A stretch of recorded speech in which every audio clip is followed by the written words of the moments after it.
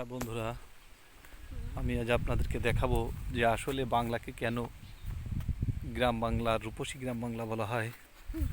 সেই রূপ দেখাবো আজকে। দেখে নিয়েছে খাল, এঁকে বেঁকে বয়ে গেছে খাল, তার এক পাশে হচ্ছে আপনার এই যে গোয়াল, খালের পাশে এই যে হয়েছে হচ্ছে আপনার কলা গাছ, সারি সারি কলা গাছ।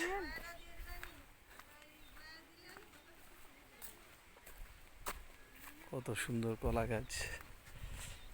আপনাদেরকে যে জিনিসটা দেখাবো আসলে, যে এটা গ্রাম বাংলা ছাড়া দেখা যায় না, সেই জিনিসটা দেখানোর জন্য আসলে আমি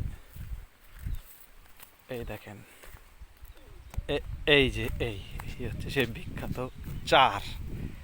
এই বাঁশের শাকও বলে, আবার চারও বলে। আসলে এটা পার হওয়া খুবই রিস্ক এবং ভয়ানক একটা বিষয়। আমি আসলে পার হতে পারছি না, ভয় করছি। নিচে দেখেন কত বড় খাল, উপর দিয়ে পার হওয়ার হচ্ছে এটা চার, এই সেই চার।